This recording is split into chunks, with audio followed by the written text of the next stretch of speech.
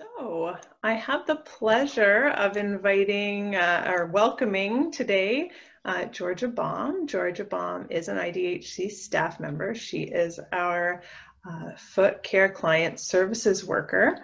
And she did for a short time provide gestational diabetes training for frontline workers at IDHC. Georgia is a mother to 2 sons and a grandmother of 2 beautiful granddaughters. She has been a nurse for 20 years and has been working with the Indigenous community off and on for over 20 years. While Georgia was in nursing school, she worked with Niagara Regional Native Center as a diabetes program coordinator. After graduation, she worked in a hospital on a surgical floor and gained a lot of education about diabetes and its complications. When she had an opportunity, she took the opportunity to work with the Indigenous community once again as a lifelong care worker and met many clients who were living with diabetes. Georgia first came on board at IDHC back when it was SODI, the Southern Ontario Aboriginal Diabetes Initiative, and she worked there as a diabetes wellness worker for the West Central region until 2009, and then she returned in 2014 to her current position. So we're really lucky to have Georgia with us today. She's a wealth of knowledge. Thank you, Jessica. You're welcome. So here we go. We're here today for our gestational diabetes prevention and awareness training, talking about gestational diabetes management from a clinical perspective. And with that, Georgia, I will turn things over to you. Okay, thank you. It's really a pleasure to be here, and you know, this is kind of a new thing for many of us. So this is my first Zoom webinar training experience. So I hope everybody's patient with me. So just kind of to, I'm sure Crystal touched on this too, with the Indigenous Diabetes Health Circle, our vision and mandate. And our vision is to strengthen Indigenous community capacity to reduce the impacts of diabetes. And our mission, IDHC will achieve this vision by supporting Indigenous communities, families, and individuals by promoting holistic wellness models, building on traditional teachings and best practices to develop and provide programs, education, and resources, and building relationships and community capacity. So we have 3 departments within our organization, and it's body, mind, and spirit, with the body being the foot care department, the mind is the traditional knowledge department, and the spirit is the diabetes wellness workers, and they're located throughout Southern Ontario. So today's topic is gestational diabetes. What is it? We're going to discuss the risk factors, signs and symptoms, screening and diagnosis, and these are the Canadian clinical guidelines, pregnancy with gestational diabetes, pre-gestational diabetes, pre-existing diabetes, and pregnancy. So that's going into your pregnancy, or going into a pregnancy already having diabetes. We're going to discuss the clinical model of management, complications for mother and baby, and role of the frontline workers. Our 3 departments in the programming and services in each department focus on the whole person and not just the physical illness of diabetes. The sweetness is representative, or the sweetgrass is representative of the interconnectedness of the mind, body, and spirit as it relates to wellness and healing, but also represents how our distinct departments are also interconnected. So what is gestational diabetes? Next slide. So what about prenatal high glucose? So right from the beginning, glucose affects baby right from the start. Higher glucose levels can present during pregnancy, even when there's no gestational diabetes diagnosis. Not always recognized, the prenatal high Glucose is not always recognized by the medical field. There's some risk factors. Self-monitoring blood sugars is really important. And then also the possibility of complications. So pregnant women with blood sugar levels in the higher range of normal, but not necessarily enough to be considered diabetes, are more likely than women with lower blood sugar levels to give birth to babies at risk for many of the same problems seen in babies born to women with diabetes. According to the study, funded in large part by the National Institute of Health, there are discrepancies amongst countries and organizations as to the diagnosis criteria for gestational diabetes. So in many people's experience, many women have been aware without being diagnosed as having gestational diabetes, but having large babies resulting in difficult labors or requiring C-sections. In those cases, we wouldn't know if blood glucose was close to a diagnostic level, and often healthcare providers will not give the result to the women unless she asks. We don't want to alarm mothers unnecessarily, but rather empower them to understand what her levels were, and that if they are close to the upper limits, that baby may be bigger than an average baby, and there are increased risk for complications. So we'll go to the next screen. So some of the risk factors for gestational diabetes. One is being of Indigenous descent or other high risk group, African, Asian, Hispanic, South Asian. Getting pregnant for the first time, being age 35 or older. If given birth to a baby who weighs over 9 pounds previously, having gestational diabetes in a previous pregnancy, a family history of diabetes type 2 with a parent or a sibling, above healthy weight range, polycystic ovary syndrome, the acanthus nigrans, which is that dark patch you'll see on the back of some people's necks. A lot of times that's an indication of insulin resistance. Using cortisone medications, prednisone, other medications like that can affect somebody's blood sugar, and having pre-diabetes prior to pregnancy. Next. So a lot of the symptoms, signs and symptoms for gestational diabetes is a lot of times very, very similar to type 2 diabetes. There's the fatigue, which is normal throughout a pregnancy, but this is more excessive. Excessive thirst to alleviate, or excessive thirst, which is the body's way of trying to cleanse sugar from the system. So, and if somebody's drinking liquids that have sugar in them, you're kind of compounding the problem, where, you know, water is the best choice for thirst. Frequent urination.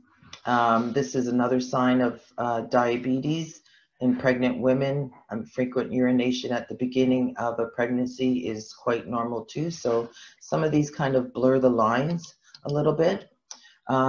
Changes in your vision. A lot of times people with high blood sugars will notice that their vision changes. It's a little bit more blurry. Of course, there's mood changes, which also comes along with pregnancy. Nausea with really high blood sugars. A lot of times people will state that they feel nauseous, but also this is another sort of symptom of pregnancy. And you know, one of the things that we do when we're pregnant, going to each doctor visit, is to bring in a urine sample, and a lot of times if there's sugar in the urine, it'll be detected at this time. So, next. So this is just kind of a reiteration of some of the previous slides. So signs and symptoms of gestational diabetes are quite similar, with the increased thirst and urination. And like I say, these a lot of times are, very similar one to the other. So as a frontline worker, when you have a client who is like expressing some of these things, it's an opportunity for you at that point then to, if you have the glucometer and that, to do a quick glucose check using, a monitor and a screen, and advocating for the woman to get screened as early as possible, especially for those women who are at a higher risk. Next. So preventing gestational diabetes requires lowering modifiable risks. And, some of the things we have control over, some of the things we don't have control over. So it's not always possible to prevent gestational diabetes, as certain risk factors make it more likely that a woman will develop gestational diabetes during a pregnancy. However, maintaining a healthy weight before and after conception, eating well, and exercising regularly during pregnancy can all reduce the risk. Research throughout Canada and the United States have studied various strategies to prevent gestational diabetes. It is important that frontline workers follow reputable organizations in order that safety measures for mother and baby are never compromised.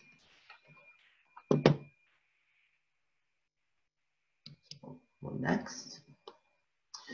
So throughout any pregnancy, there's always doctor visits and some blood work and things that are done throughout the pregnancy, and usually between 24 to 28 weeks, a woman is given a requisition from her doctor to go to a lab and have some blood work taken. And at this time, between that 24 and 28 weeks, this is when a lot of times people will have the blood test to see if they have gestational diabetes. And how they do that is providing a sugary drink, and the woman waits an hour and then has her blood work taken, and it's sent to the lab, and results are sent back to the doctor. So early detection is really vital, so that the woman can have a healthy pregnancy and baby, and keep blood glucose under good control, to ensure healthy outcomes. Okay, so this is from the Diabetes Canada website. This is the diagnosis for GDM, and it's the oral glucose challenge test, the one I was just discussing. So again, they have parameters with that they suggest that after 24 to 28 weeks, the woman is given a 50 gram glucose challenge test. So after an hour, if the results of that test are 7.8 or less, that's considered normal. So after that test, if the results come back that the glucose levels are 7.8 to 11, then they move on to the tolerance test. So, and then if it's after the 1 hour, if it comes back at 11.1 or greater, it's immediate diagnosis of gestational diabetes. Next.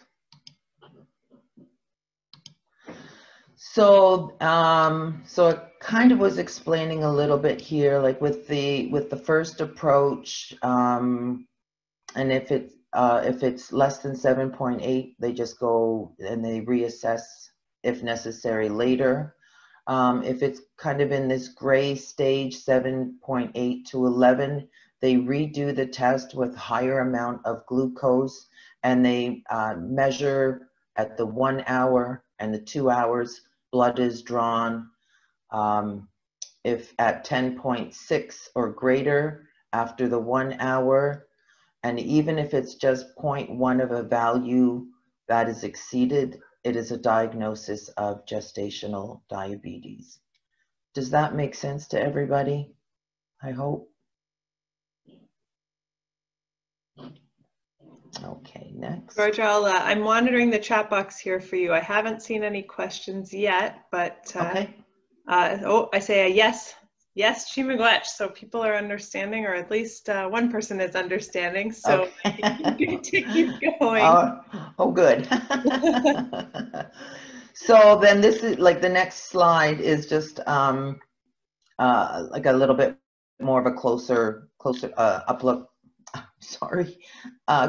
look at like the guidelines and with the 75. So that is the tolerance test is the one with the 75. And that's just a bigger picture of what was on the previous screen. Okay, so if a woman with gestational does not achieve the so once you know, somebody is diagnosed with the gestational diabetes, a lot of things go into action at this time. The woman, you know, depending on you know, certain things, generally is given about a 2-week period to start nutrition therapy, changes in diet, become more physically active. Her healthcare team will expand. There'll be a dietitian involved, diabetes nurse educator. So generally within that first 2 weeks, they want to see a big drop in blood sugars and seeing if the nutritional therapy and the increased activity is having any progress on lowering these blood sugar levels. And during that 2 weeks, blood sugar levels will be monitored closely. Somebody may have to, you know, take their blood sugars, you know, 6-7 times a day. And if there is good blood glucose control, you know, they will continue on that. If not, without good blood glucose control, pharmaceuticals and medications are started. And the first line of that they would start a woman on is insulin. And this was, you know, for years, this was like the go-to, start, you know, woman on insulin, increase her team, really closely monitor, you know, more blood tests and health medical appointments with different nurse practitioner, their obstetrician, the dietitian, different people involved now. Within the last few years, however, though, the Metformin has been introduced for women who have gestational, and they've done some research. Of course, none of this is there's any conclusions yet, but for those women who, you know, really have a apprehension of, you know, giving themselves a needle, Metformin is now an alternative throughout the pregnancy. And if that cannot be tolerated, they've also have a prescribed glyburide if necessary.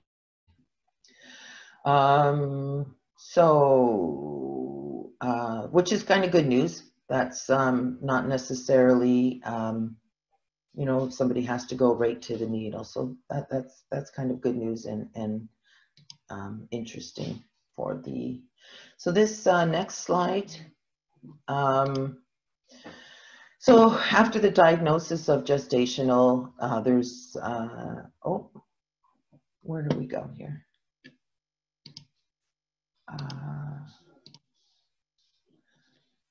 Okay, oh, I'm on the next one. Okay, so one of the things that people need to be really aware of, especially once they're started on an insulin, is the hypoglycemia and hyperglycemia.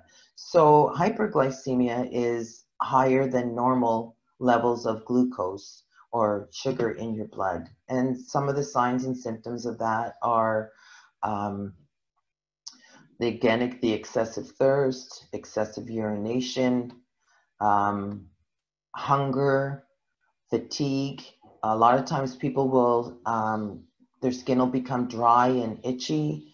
And infections that are slow to heal, or UTIs, yeast infections, bladder infections, things like that.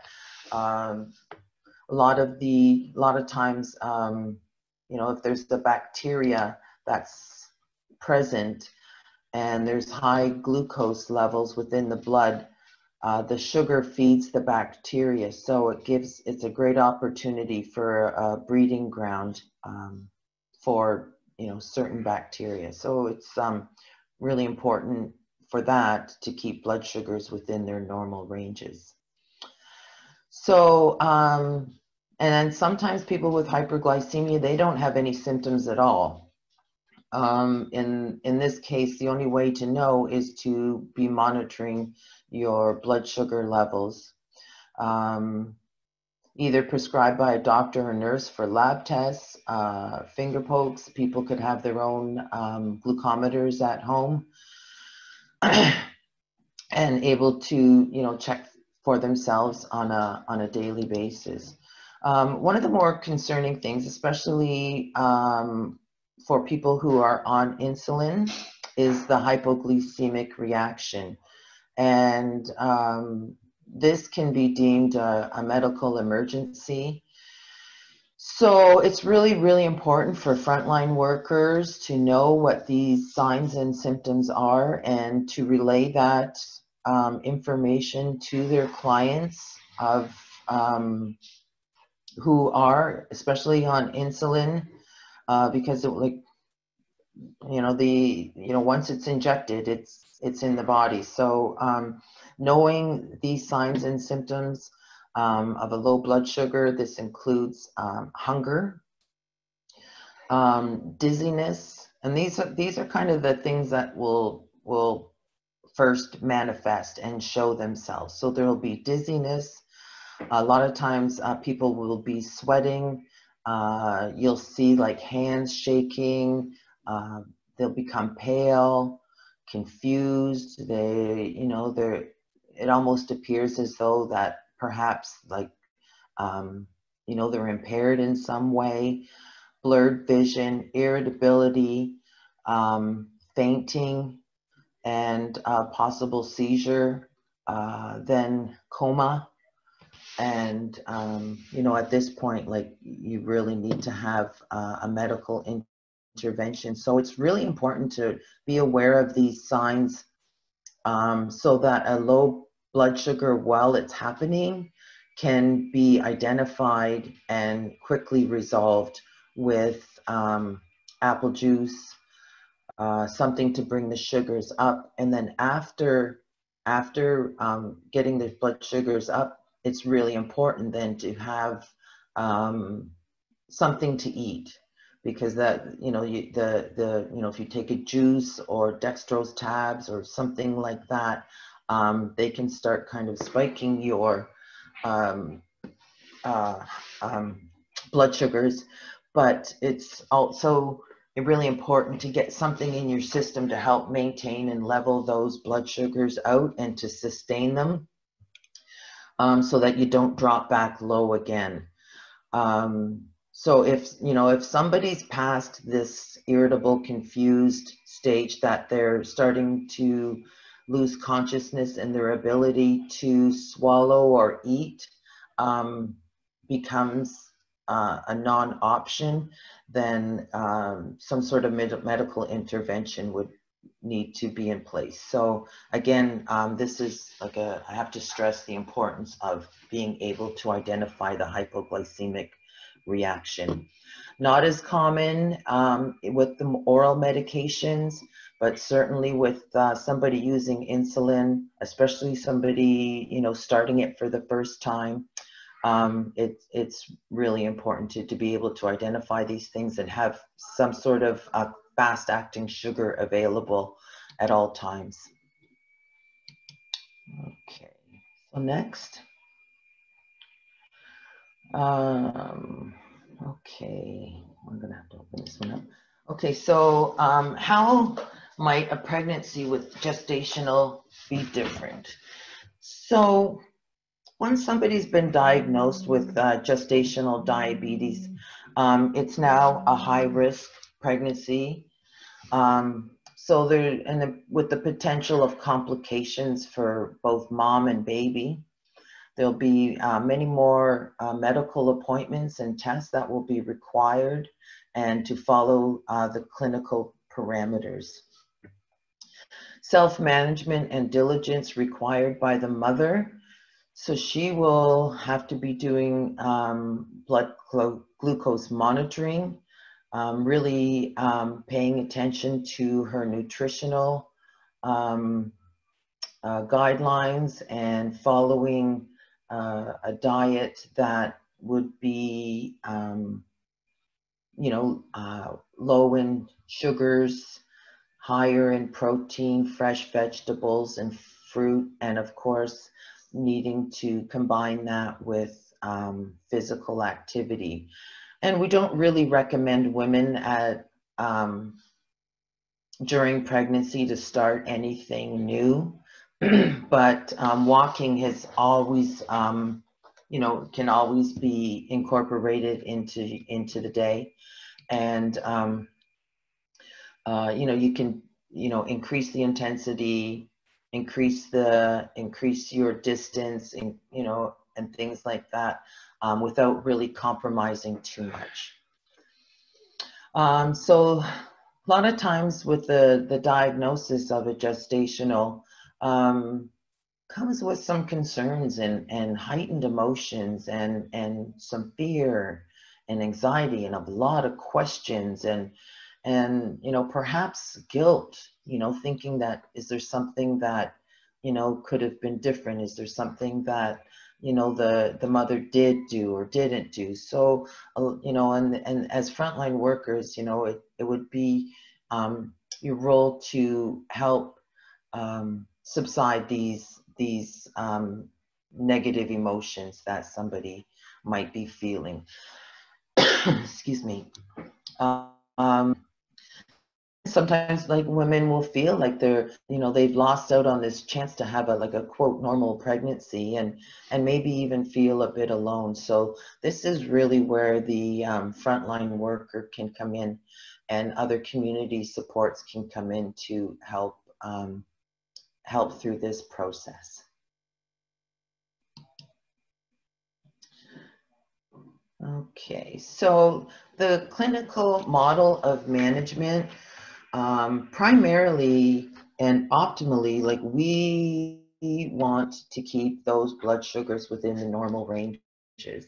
Within the normal ranges, pregnancy proceeds, pretty much like a normal, typical pregnancy would, keeping mom healthy, keeping the baby healthy. So this is the goal, is good glycemic control. And to be able to do that, blood glucose monitoring, the self-monitoring is really important. Tracking those numbers and seeing what foods will affect blood sugar levels, and what physical activity, how that will relate and equate to normal blood sugars, and the medications that are necessary to take during this time. So there's, you know, quite a few things that the mom can do to help keep those blood sugars within the normal ranges. And then there's the medications that are part of this model as well. So, you know, taking their medications as prescribed by the doctor. Insulin is always the first line that we discussed a bit earlier. Metformin may be used if insulin is declined. And then we mentioned earlier too about glyburide if metformin cannot be tolerated. Excuse me. Okay, so from moms who have gestational, some of the concerns is that the labor could be long and difficult, especially if the baby is larger baby, over 9 pounds. During this time, blood sugar levels will be really closely monitored just to ensure that there's no big drops in blood sugar. And an obstetrician is pretty vital during this time, but there's nothing to say that you know, the woman couldn't have a doula or a midwife and some sort of other supports if necessary during labor, delivery, and postpartum, which I'm sure will, you know, would benefit her. So also early delivery, if baby starts getting too big, early delivery may need to be discussed. It might be something that, you know, may have to happen, and that could be through an induction. Woman is admitted to hospital and started on medication to induce the labor, or a pre-booked cesarean section. So after baby is born, it's really important to feed the baby. Breast feeding is encouraged, or bottle, which, you know, whichever decision. And then there's screening at 6 weeks and 6 months for mom, because a lot of times women who have gestational diabetes, after pregnancy, it will go away, but also it's a precursor for acquiring diabetes type 2 later on in life. So next. So some of the complications for mom is high blood pressure. If blood sugars are running too high for too long, it will impact blood pressure, and sometimes just pregnancy itself will contribute to high blood pressure. So this is something that needs to be closely monitored.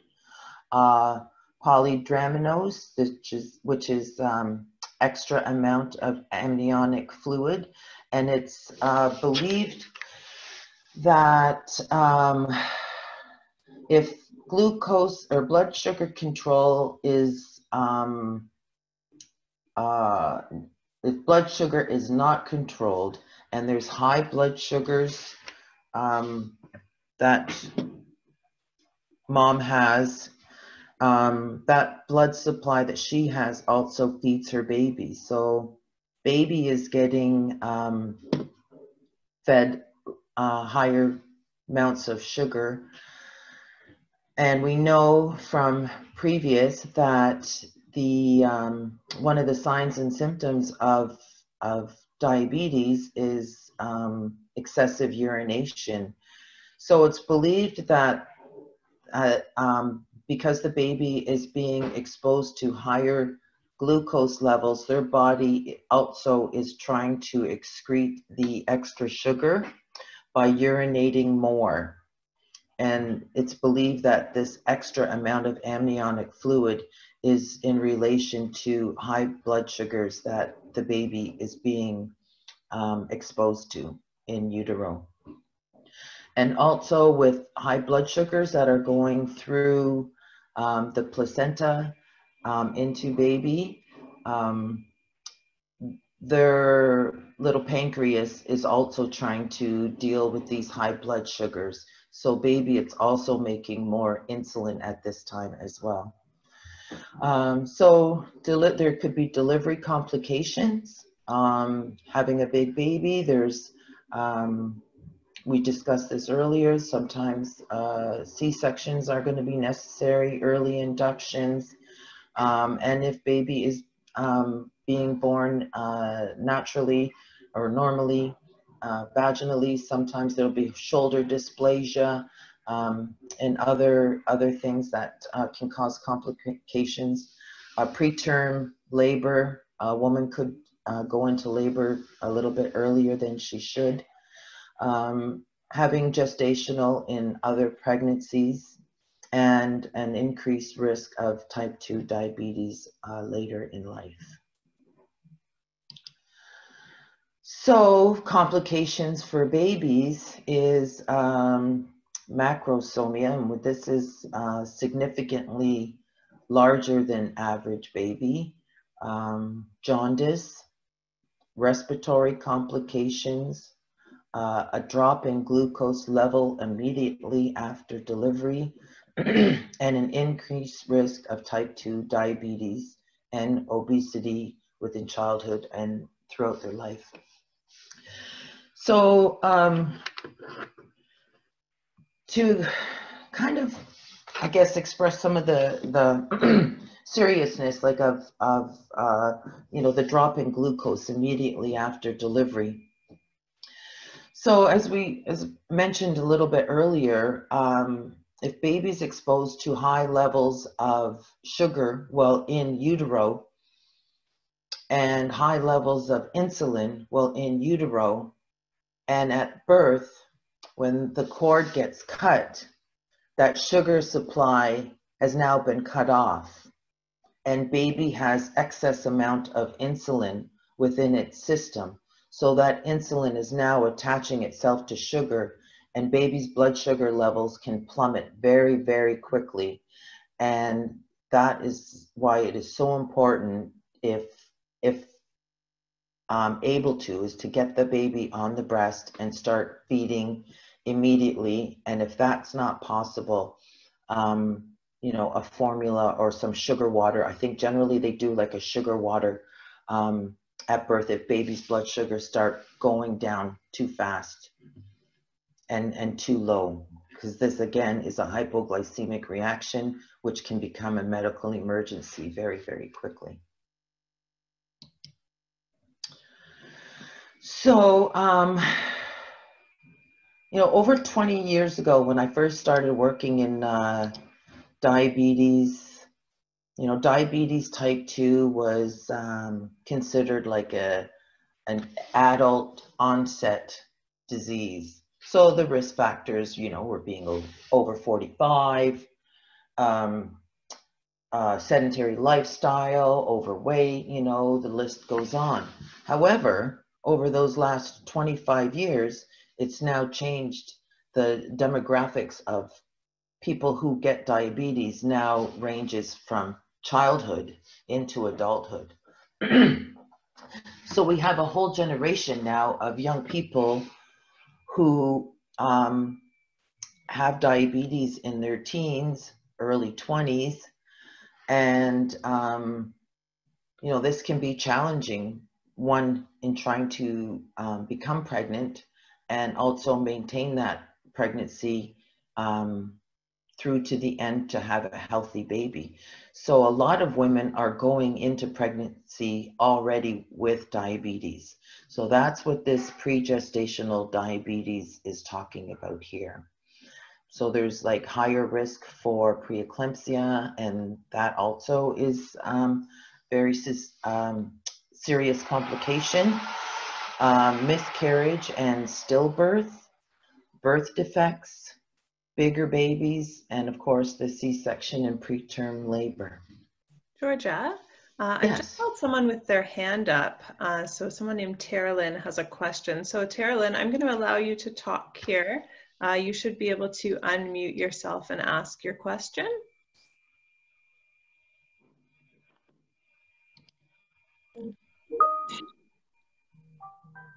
So it wasn't really a gestational diabetes question, but I did have gestational diabetes with my 6-year-old daughter who has autism. And she does, I am actually what they call a reactive hypoglycemic now.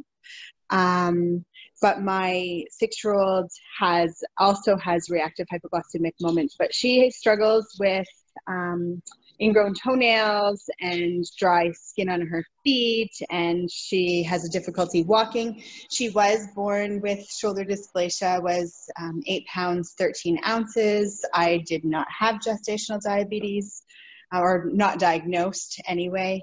My second baby, who is 22, so there's 16 years, he was a 10-pound baby. And again, I weighed 140 pounds fully pregnant with him. And was not diagnosed with gestational diabetes. So my question was, is that, you know, will she end up being a type 2 diabetic later on? And not will she, but is there a probability of that, that infants of parents that have gestational diabetes or reactive glucose issues? And then could you refer us to a foot care person for a 6-year-old in the Aurelia area? Oh, I'm wearing 2 hats. Yes, we can refer her to somebody. Yes. Perfect. Well, and I can't really say for sure, but I know I've talked to a lot of people who you know, later in life became diabetic.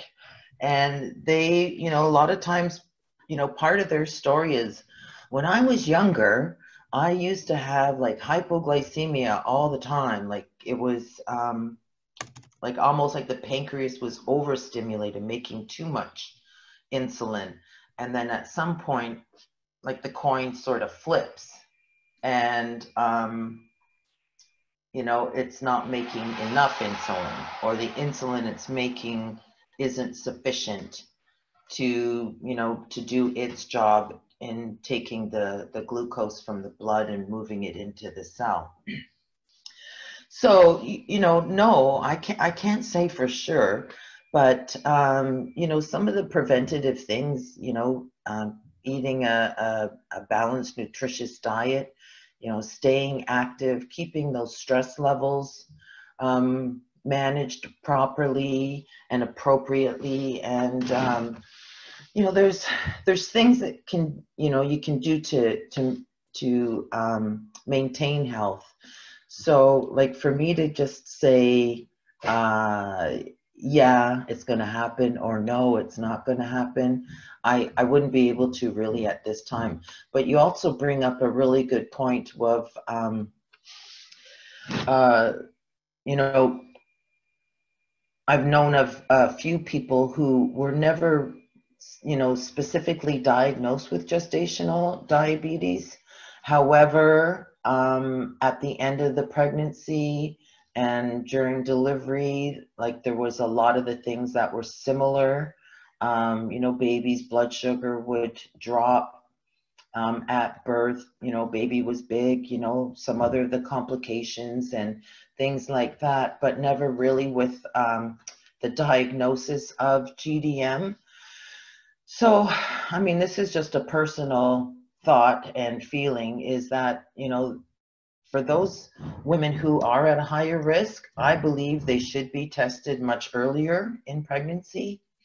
And those who are maybe just sitting below those boundaries, or, you know, those numbers that they have, like if you're 7.8 or less, so, you know, maybe during that time, if somebody was like a 7.5 or a 7.6 at 24 weeks, who's to say maybe at 32, you know, so this is, I think, also where the frontline workers can support their moms, pregnant moms, with, you know, glucose monitoring checks. Just do like a random, especially if something changes, right? Maybe the 24 to 28 weeks, no, but maybe at 32, 33, 34 weeks, all of a sudden, you know, that mom's got an unquenchable thirst and is just drinking.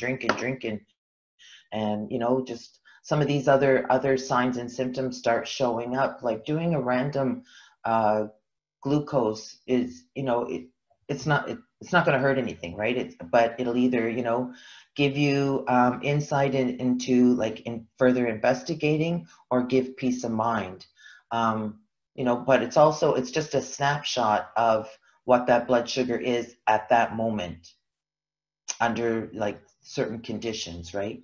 So, you know, that for those women who you know, are just kind of sitting at those borders, it's a really good idea to monitor all the way through to the end of the pregnancy, because you just never know when that coin might flip, right?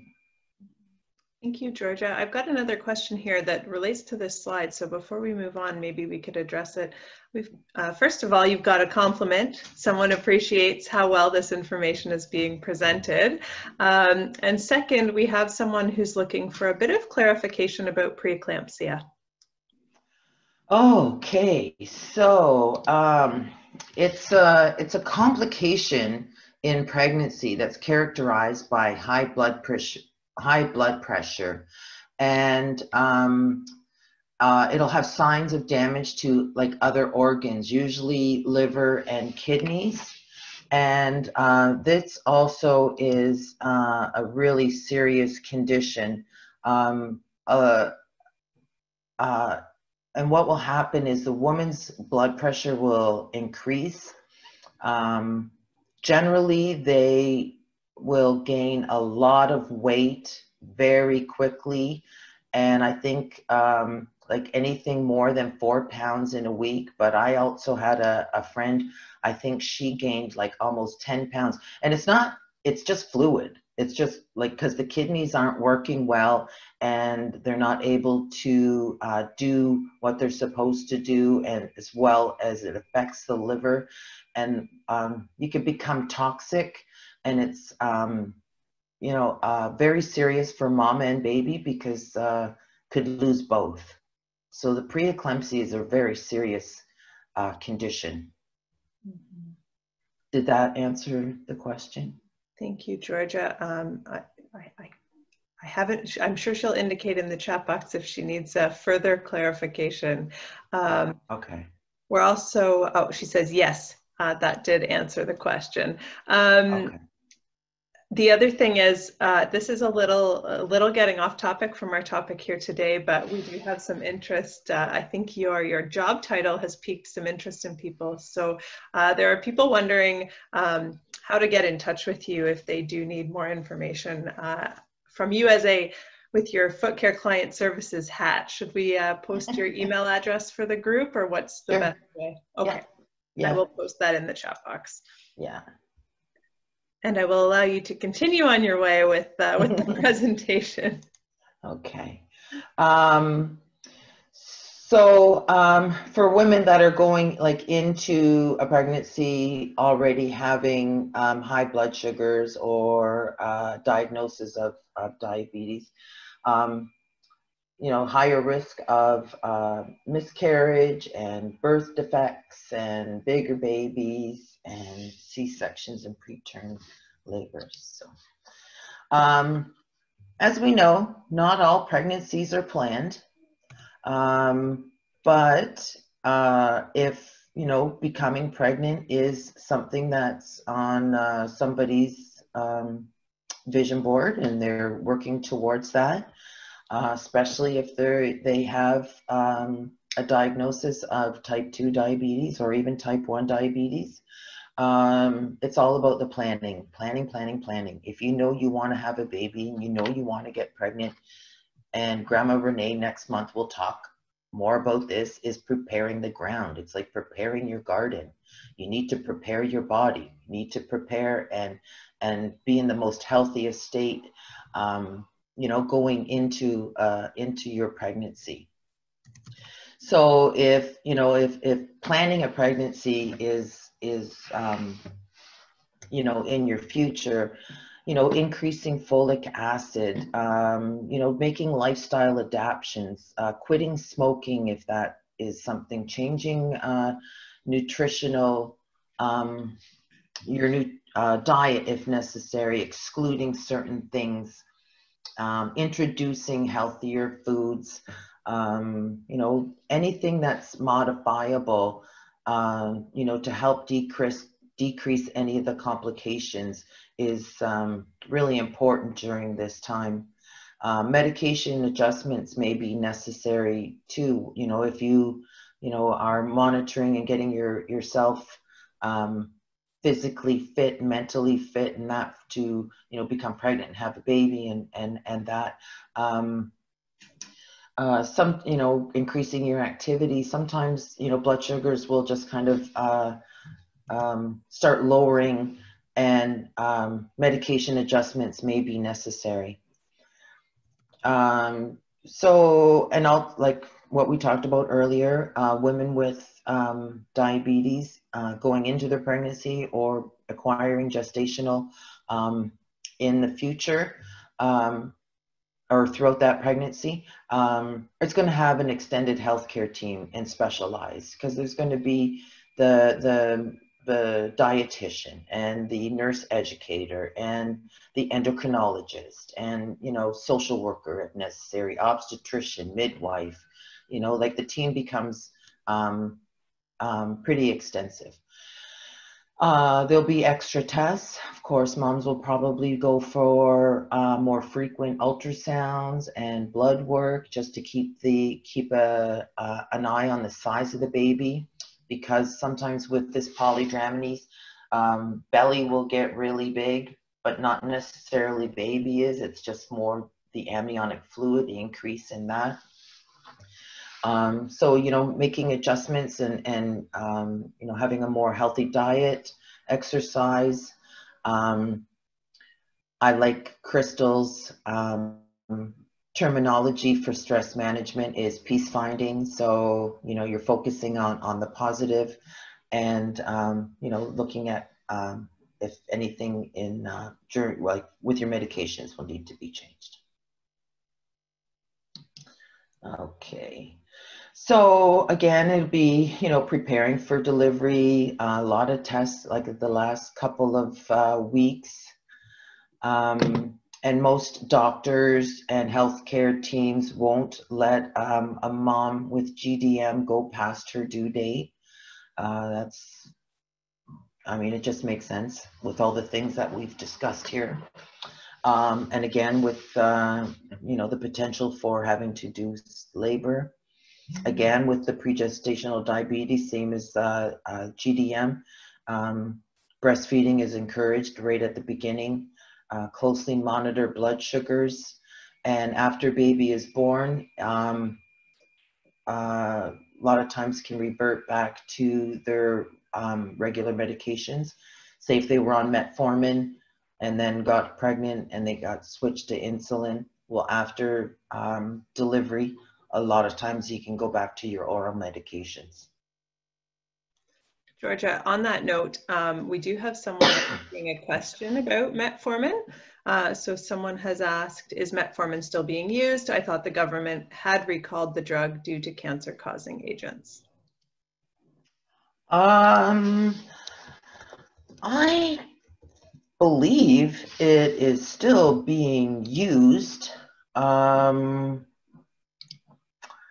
I think it was a specific drug company that was making Metformin. I don't, like, because there'd be different companies that would make it, and I think for, I think it might have just been one.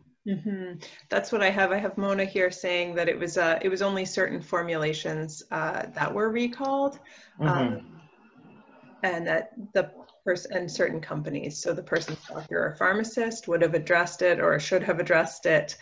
We see lots of people weighing in here, not recalled, just a study indicating possible risk. Certain brands were recalled from certain companies. We are still learning in nursing class. It's really great to see everybody weighing in and to see the high level of knowledge in this group. Someone else says you can check the lot number on the product. So yes, for those that did ask, Metformin is still around. Someone else says her husband is on it and had to switch brands. So it's still around, but depending on the brand you're on, you may have had to switch. And if your pharmacist is worth his salt, he should have taken care of that for you. Yeah, well, and sometimes we have to do our own homework, right? Yeah, so I remember, well, because it was, I mean, that's, you know, this has only happened like in the last few years, because even when I was doing the gestational training, I remember being up in Thunder Bay, and one of the participants who was in the training, she was pregnant and had type 2 going into her pregnancy, and her doctor allowed her to stay on metformin, didn't switch her over.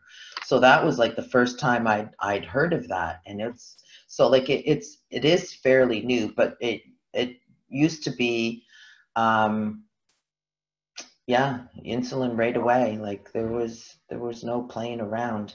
You know, because you think if you get diagnosed at 28 weeks, those next 3 months go by really quick. So, you know, it's really important during that stage to ensure the health of mom and baby during that last trimester for sure. So, despite the high risk, you're still on. Did we go? I think we finished that slide. Yeah, okay. So despite the high risks and possible complications that come with gestational, there's good news.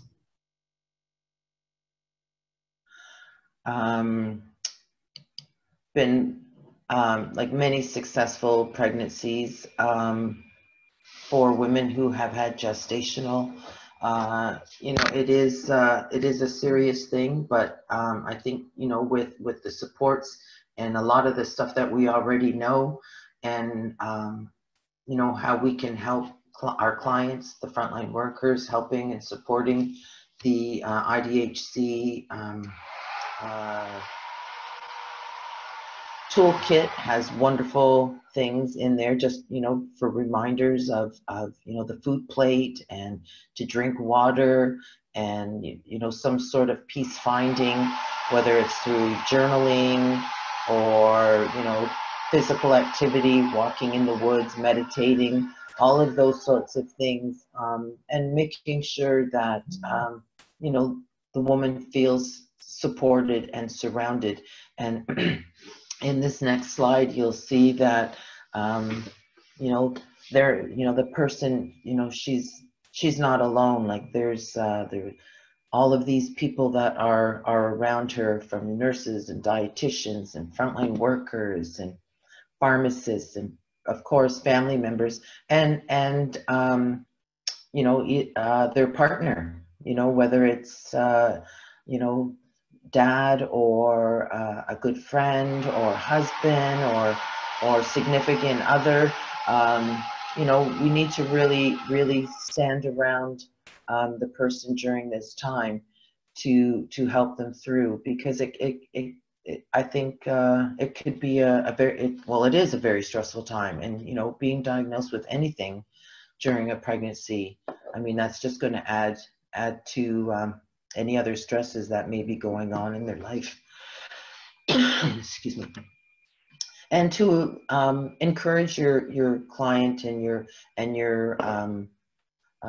mom to be to reach out and to ask for help.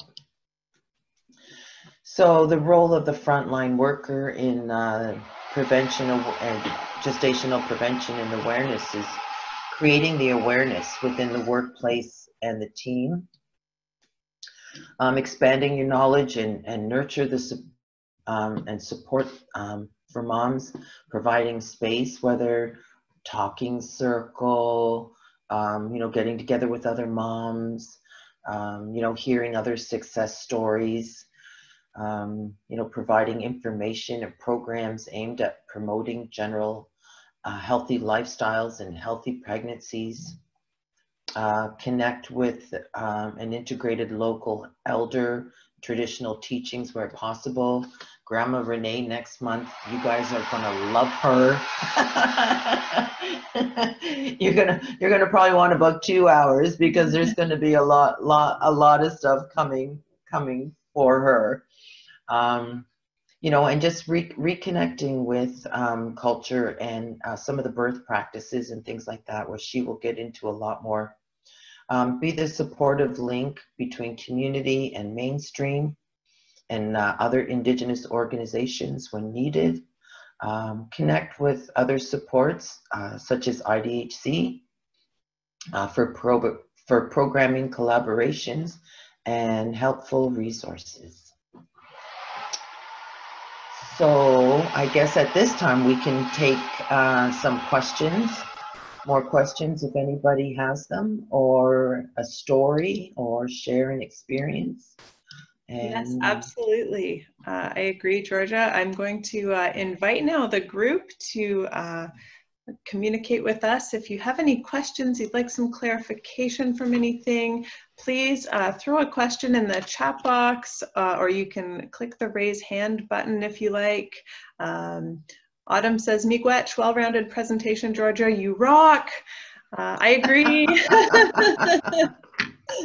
We thank you so much for joining us today. I will just pause for a second here. Sometimes it takes people a second to get their head around their question and get it typed in the chat box.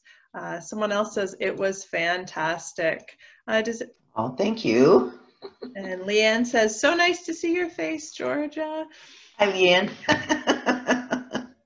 You must have done a great job because all I'm getting is compliments. Oh, good. You're not getting many questions. Oh, okay, good. But I will give people just one more minute to type those in. I know sometimes it does take a second for people to do. Well, I know during our live presentations, a lot of times, somebody will share, their own personal experience of having gestational diabetes, or, somebody that they love, sister or mom or aunt or somebody.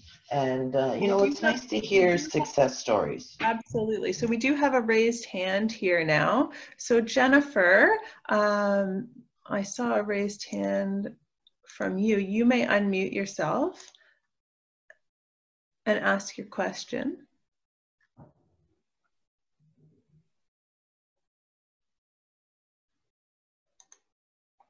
Jennifer, were you gonna?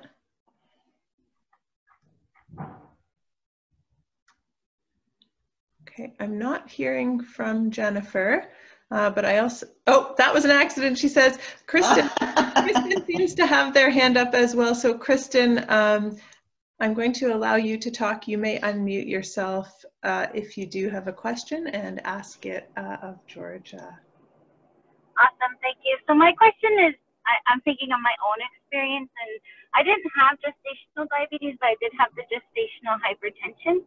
However, after I did give birth to my son, who was 10 pounds, 4 ounces, they did make me drink the orange drink. So I was wondering what would be the purpose of having to do that test after giving birth? Is that like a proactiveness, trying to figure out if like diabetes had kind of followed you into the after part, or like from an informational standpoint? Now, I wasn't as strong as an advocate for information as I am now, but I think if that may be an experience of a family I'm working with, just to kind of understand how to help them understand why they would do that. Ah, wow, that's a really good question. I don't know if I've ever heard of that. And there was no diagnosis of gestational.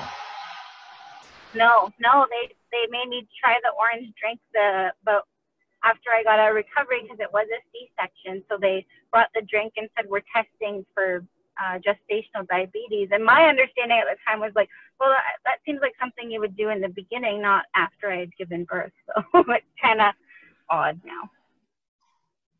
Well, I don't know, Mona, like, do you have anything that you can add to this question? All I'm thinking of, unless your like blood sugars dropped really low and I don't know. Oh, Mona's, yeah, like, yes, I can. Unmute her.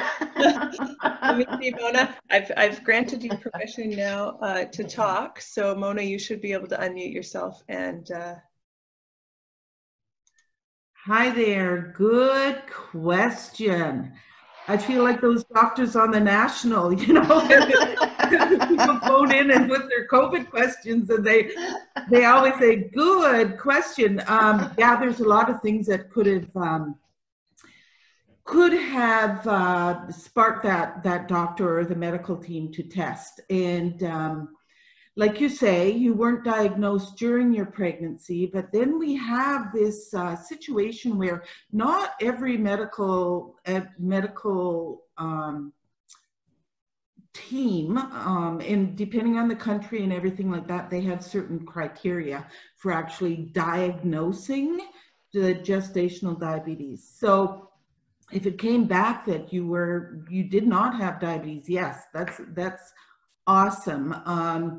But it was not in jest, and I would say that your doctor was very, very proactive. And so, you know, we want that. We really appreciate that doctors are getting more familiar about, you know, the blood glucose levels and the risk for getting gestational diabetes, et cetera, et cetera.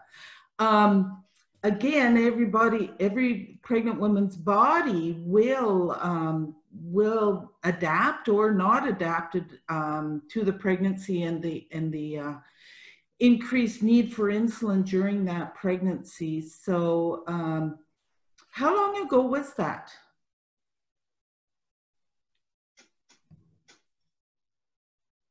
Do we know? Krista? Krista? Hi, can you hear me? That was 7 years. Okay, wow. So that doctor was like right on target there. And do you continue to have your blood glucose tested regularly? Did we lose her?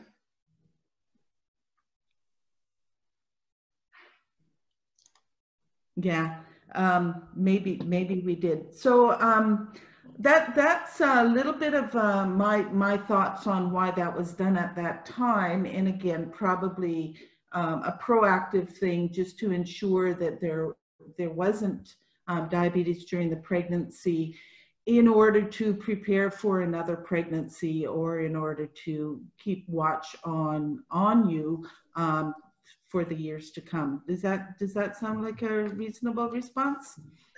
I think so. She said, sorry, she got disconnected 7 years ago, and thank you for answering. We do have a couple more, yes, that answers her question, Miigwech. We do have a couple more questions for you, Georgia, and Mona, you can hang around in case Georgia decides to call on you, but we'll let Georgia have first crack at them. So are people with insulin resistance more likely to develop gestational diabetes? Well, I think if there's like any sort of insulin issues, especially with resistance, I mean, that a lot of times will manifest into a type 2 diabetes. So, I mean, to me, it would only make sense if you already have insulin resistance going into a pregnancy. That's going to challenge your pancreas and you know, all of your other systems. So I would think that the chances would increase because of the insulin resistance, for sure. Thank you, Georgia. We have another question here. Would the baby go into a hypoglycemic state post-delivery? If so, what is done for the baby? Well, yeah, this is one of the things that they really closely monitor. You know, especially if mom's blood sugars have been in good control throughout the pregnancy, this potential risk is minimized.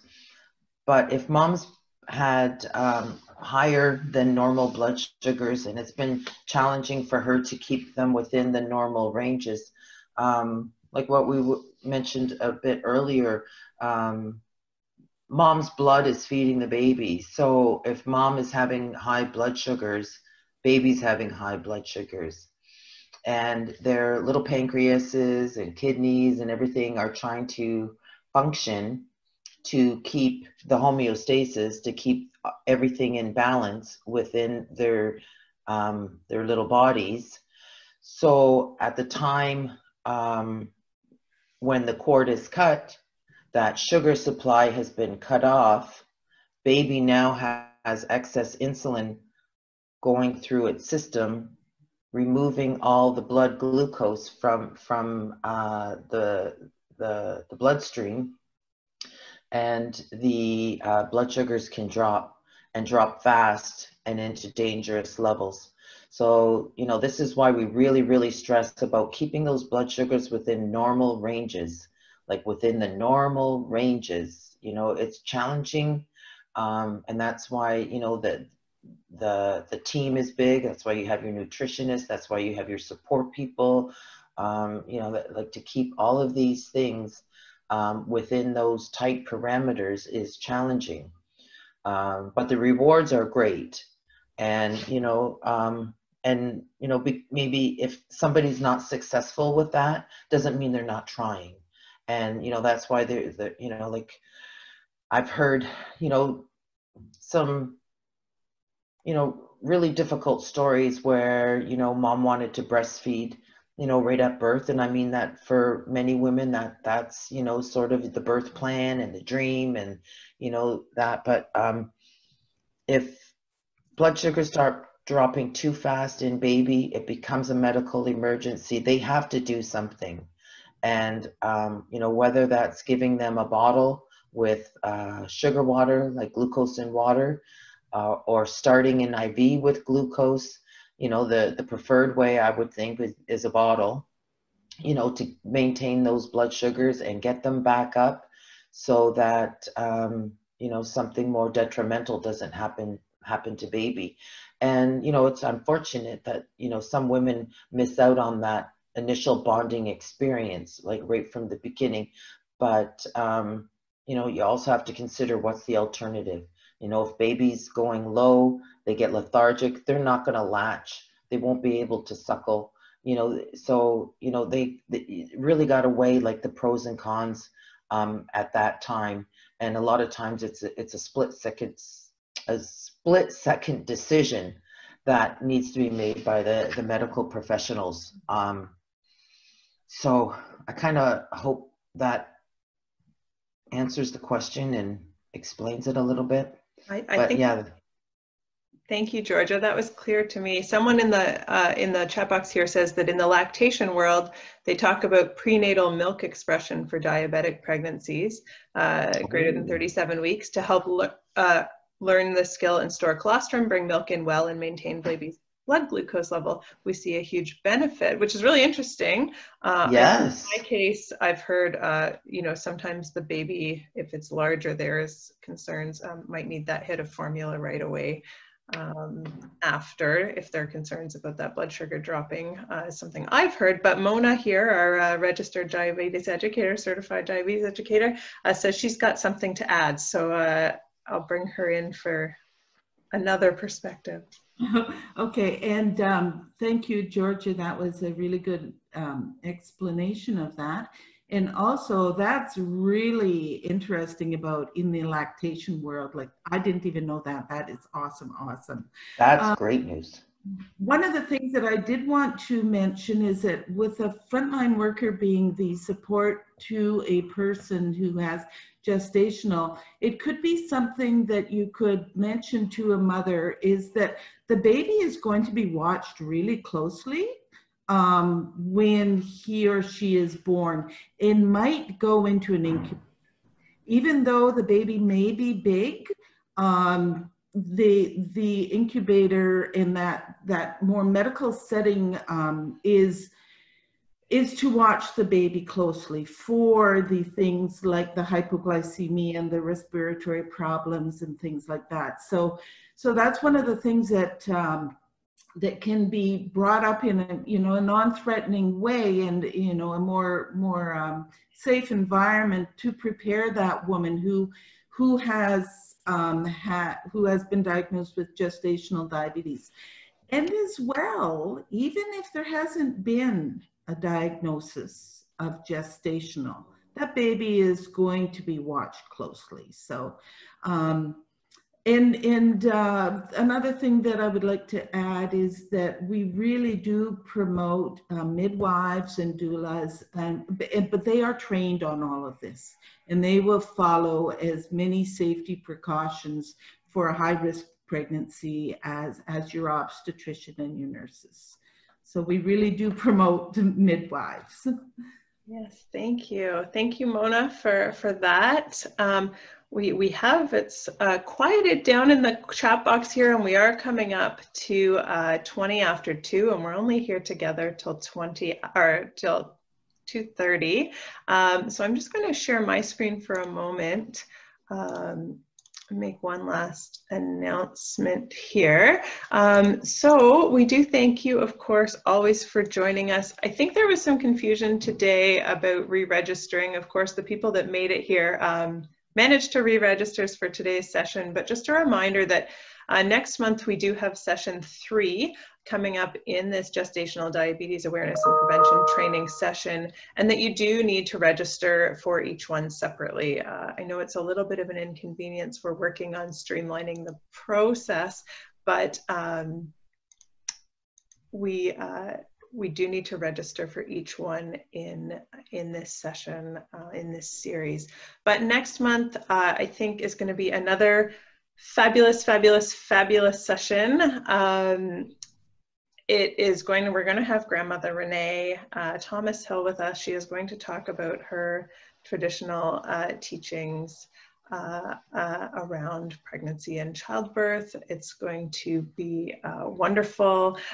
She always is full of knowledge. I invite you all to join us. It's always special when we have any of our elders joining us.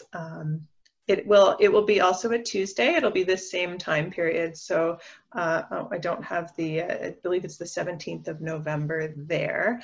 I'm not going to share the link right now because I do have to update it. But what I will do is I will email the link around when I email out with the confirmation kind of thank you for coming today. You will get that link tomorrow. It will be ready. So anyone that came today, I will also double check my list from whoever attended the first session and this session, and I will send out that registration link and reminder to log in for the third session in the series.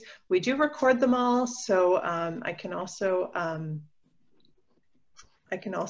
get that set up for you. If you missed one, you can shoot me an email and I will get you the information that you need to follow up if you missed a session.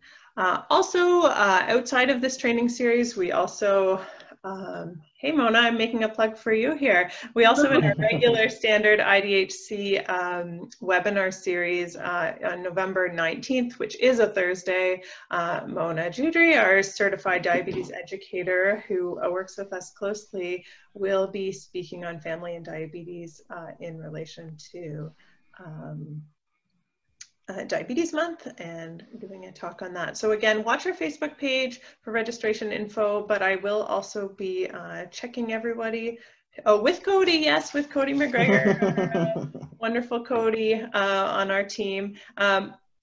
Everything is always posted on our Facebook page. Sometimes you have to click on through to the events section to find that, but I also will be adding anybody that indicated when they registered that wanted to be on our mailing list. I will also send these things out, and also you will have another opportunity to indicate that you'd like to be on our mailing list if you fill out our evaluation. I always ask everyone to fill out the evaluation. I'm sticking it in the chat box here just in case, because although it should pop up right as you close out of this session, but in case it doesn't, you can click it ahead of time just to get yourself ready. Georgia, we've got 7 minutes left. Do you have a last word? Well, I think, you know, during a pregnancy with a diagnosis of gestational, it's all about support. And, you know, it's about making changes and, you know, keeping an eye on the end goal, which is, you know, healthy baby, healthy, safe delivery, you know, and the you know, the best start that, you know, a woman can provide to her baby. And, you know, that we don't live in a silo. So, you know, it's the people around her, it's the supports, it's the frontline workers, you know, it's that encouragement. And yeah, I just, you know, I hope, you know, I hope that the information that was provided today is going to be useful, and that, you know, the frontline workers who have joined us today will be able to take away something and you know, bring it back to their communities and, you know, share it with those who need it. And thank you for asking me to be a part of this. Well, thank you, Georgia. I really enjoyed listening to you speak this afternoon. And what I can tell from what we see in the chat box, it's all been positive, lovely, beautiful thank yous and comments about how they enjoyed things and miigwech, and was a really lovely way to spend an afternoon, and much appreciated. And we'll talk to you soon.